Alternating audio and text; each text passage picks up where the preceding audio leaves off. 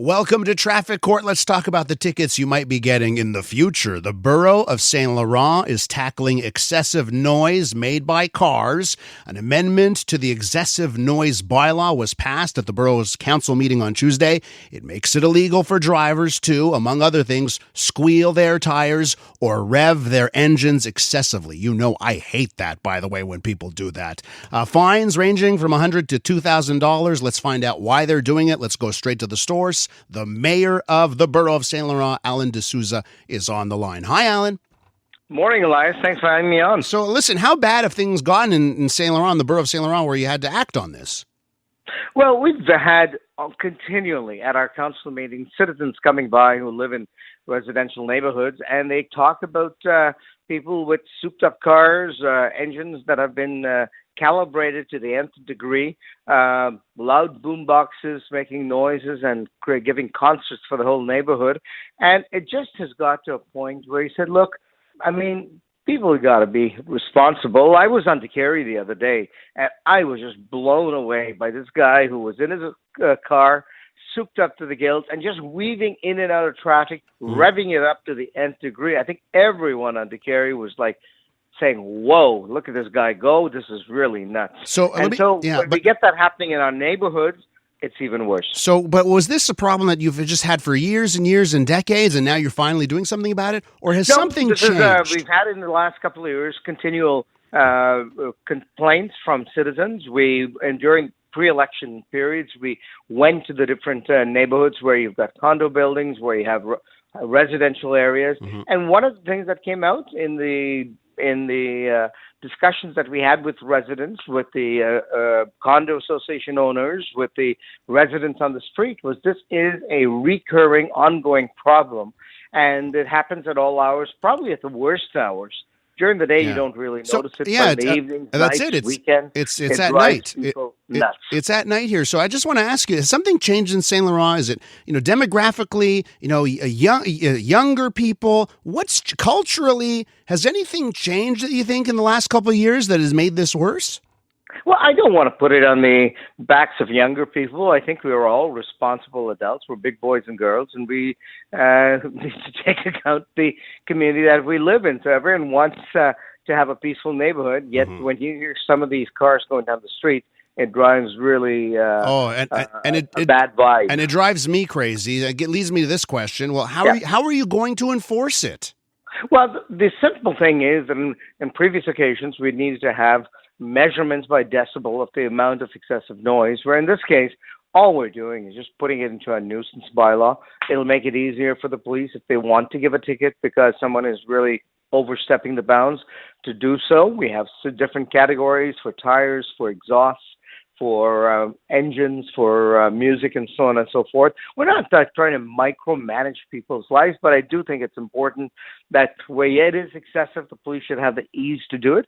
And I think they're going to do it responsibly. We're going to roll it out with a community program in our bulletins, letting people know ahead of time. At the same time, we're letting the police know what to do.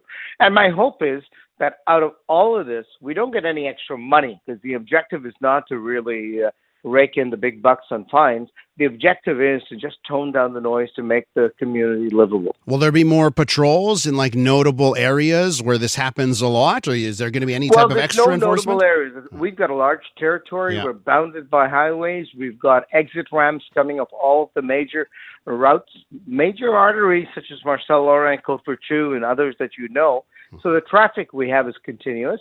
So it's across the board. And it's not something that is just unique to Saint Laurent. I'm sure I've been getting emails since the story broke, and people all over the island and even off island have written. Well, you're not the first. You're not the first borough to do this. And let me just wrap up: $100 to $2,000 the fines.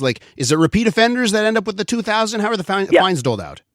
I mean, initially we want people. The objective again is not to rake in the fines. The objective is to get people to realize what the issue is, and so I think that's the intent. Obviously, it could go, and we'll leave the judge to decide if they need to go as high as 2,000. The intent is more to make sure that people recognize and change their behavior. And I do think, because of the amount of emails I've got from your listeners who range from Vaudreuil-Dorion to Repentigny, from Laval to the South Shore and the island of Montreal, for some reason, this issue has struck a chord. Yeah. Oh, I think you're going to get tons of support. Alan, thanks so much for joining Traffic Court this morning. Thank you again. Have a good day. Alan D'Souza right there. He's the mayor of the borough of Saint Laurent. And from Alan, let's go to our callers and their traffic court stories. I'll start things off with Jude in LaSalle. Jude, it says here you got a story involving a ticket and a birthday cake. Tell me more. Yes, I do. Good morning. Morning. What happened? I was at work at the time. This is a few years ago. I'm retired now. And I always baked for everybody, birthday cakes, whatnot. And it happened to be someone's birthday, and we hadn't known. So another nurse and myself left the hospital, and we went, it wasn't far, to a bakery to get a cake. But I made a turn that I wasn't supposed to make into the shopping center. And I seen the light go on behind me. I said, oh, my gosh, Marilyn, the light. And I was, like, stuck in the middle of the street. I wanted to move to the side to get over. And I kept driving a bit, and then the siren went on. And I was like, oh, my goodness. Yeah, you're in trouble. You're in trouble, Yeah, Jude. no. So I stopped right away. And she gets out, and she comes, and she says, you made an illegal turn. You're not supposed to be turning there. And I said, no, I'm really sorry. I don't live in this area. I didn't know. She said, well, it doesn't matter which area you live in. There's signs, and you're supposed to obey the signs. And I said, okay. License and registration. I said, well, actually, my purse is in the trunk, because I always kept my purse in the trunk of the car at work. So when I get out of the car, she's got her hand on her gun. Oh, my God. Wow. And I got a nursing uniform on and my badge. I was going to ask you if you were wearing like a leather jacket and like some... No, I couldn't believe this. So I walked to the back of the car, and she was walking beside me with her hand on her gun. I couldn't believe it. Anyway, I got my purse out. Everything was fine, but the cake cost me $185 plus the cake. So... Terrible. Whatever. Jude, I feel for you here. Thanks for the call, and maybe you'll get a couple of tickets to our big 80th birthday out of this, okay? So hang tight. We'll let you know, okay? I would love that. Thank you. And geez, an expensive birthday cake. Very true on that front. Howard is in St. Eustache, and he got a ticket at a stop sign. Howard, what kind of car are you driving? Right now I'm driving a Jeep Cherokee, but back then it was a Toyota Tercel. Oh, I had a Toyota Tercel. I had a 1991 Toyota Tercel. That was my first car. I bought a used car, and I love that thing. Okay, what happened in your Tercel, Howard? Well, I was coming to a stop sign, and I stopped well in advance of the white line. I looked to my right, and I could see there was a cop car there, and, back in the day, the cops had those white hats on. I could see the flat of his hat. In other words, his head was down. He was looking into his lap. No problem. I pulled away from the stop sign. He chases me. He says, you didn't stop. So we went to court, and I'm actually sharing this story so that everybody else can understand how important this thing is. I went to court, and I told the judge, I said, look, I stopped before. I could see his hat, and then as I proceeded through, he nailed me. So the judge says, how far were you from the line? I said, well, I'm not exactly sure. It could be maybe 3, maybe 5 feet. Maybe 6 feet, something like that. I was close, but, I'm not exactly sure. The judge looked at me with a smile, and he said, well, considering you're not exactly sure, how are we supposed to know? And you might have been over the line. You might have been way too far back.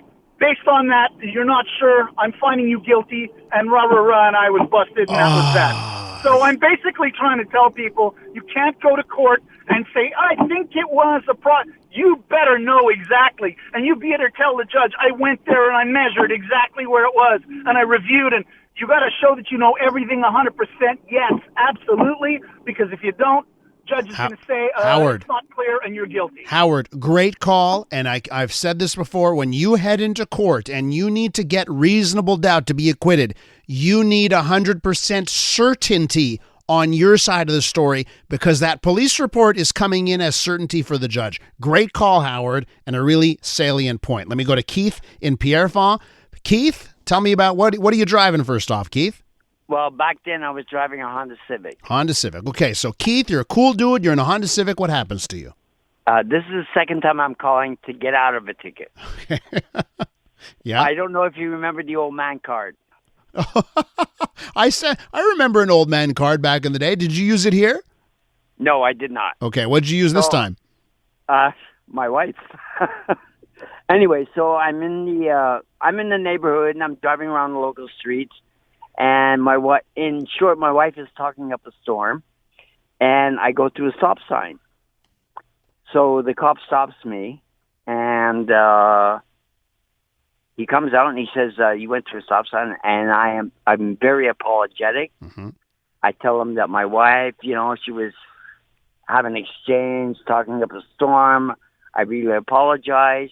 I gave him my license and registration. He went back to the car. He came back and he said, "No ticket," but he said, "Next time, leave the wife at home." No, he did not. He did not. Did, I swear. Okay, what year was this? About? This must have been about maybe 10 years ago. Oh, okay. 10 years. Even I'm questioning this at 10 years ago. If you'd said, this was 1978, I'd be like, okay, totally believable. No.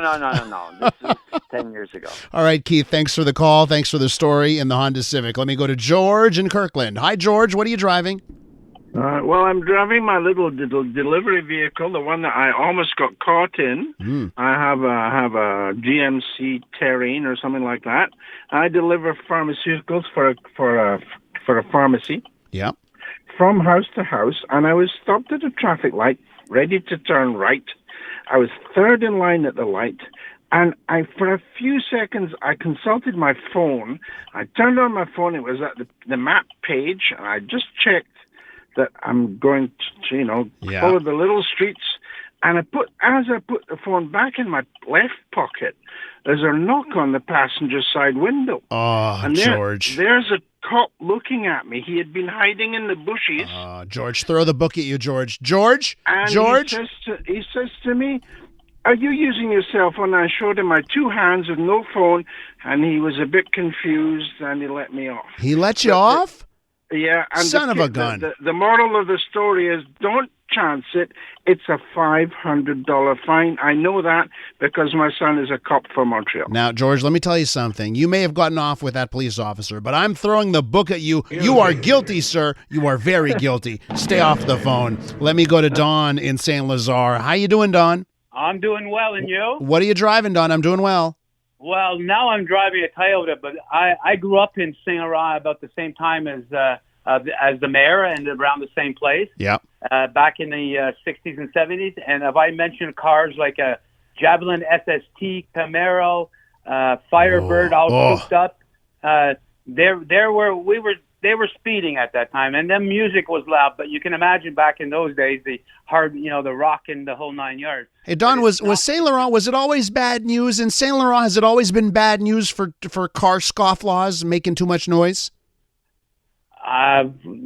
Listen, I can tell you, it was loud. It was very loud. People used to drag down Crevier Street from Crevier, Tassé, rush on up to the Courtrai. So the police were around there a lot. But back in those days, everybody had a souped-up car.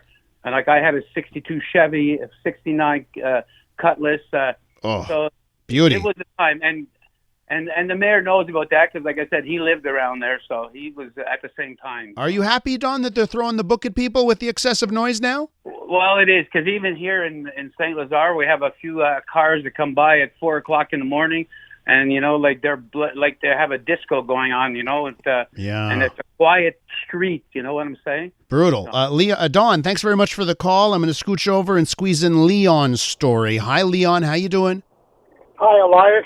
First of all, before I start, I have to tell you that you must have a much greater listenership than what I ever knew about, because I called in a couple of days ago on some issue, and ever since then, all kinds of people were telling me how they heard me on the radio. Okay, so I'm telling you, there's so many people listen, Leon. Okay, Leon, what are you driving? What kind of car you got? Okay, at the time I was driving a CX-7, but my story is a little bit more cosmic than your regular story. Well, you got 1 minute for it. You got 1 minute for it, Leon. So give it to me in 60 seconds. The story is that municipal court judges' salaries are paid by the municipality that they're serving. So it's a manifest conflict of interest. And years ago, a bunch of us lawyers, headed up by one top lawyer, was going to challenge the constitutionality of the municipal court judges because of the flagrant conflict of interest. Sadly, nothing ever happened with it. But your two last callers who said that the policeman left them off were very lucky, because most of the time you're in front of a judge. Like I say, it's a problem. You're in front of a judge whose salary is paid with your fines. So you heard this story about the guy that stopped 2 feet or 3 feet in front of the white line? Yeah. They're always going to find some way to... you're not supposed to stop 2 feet in front, 2 feet behind. I tell you what, Leon, and listen, thanks for your call, but I tell you what, I had a similar case, and one of the tickets that actually every time I've gone to court, I've won, but one of those tickets was a stop sign, and I was adamant. I left nothing up to chance. I said, I stopped. I know I stopped. I saw my wheels stop turning, and I was definitive, and the judge was like, reasonable doubt, you're off. Thank you very much. Leon, thanks for the call. I'm Dylan Playfair. And I'm Tyler Smith. We're putting loneliness in the penalty box by talking to some of our favorite athletes about the importance of friendship. This is Bromance. Bromance is brought to you by Charm Diamond Centers, proudly Canadian-owned and operated. Charm has been part of your love stories and bromances for over 50 years. And you can find Bromance on the iHeartRadio network or wherever you get your podcasts.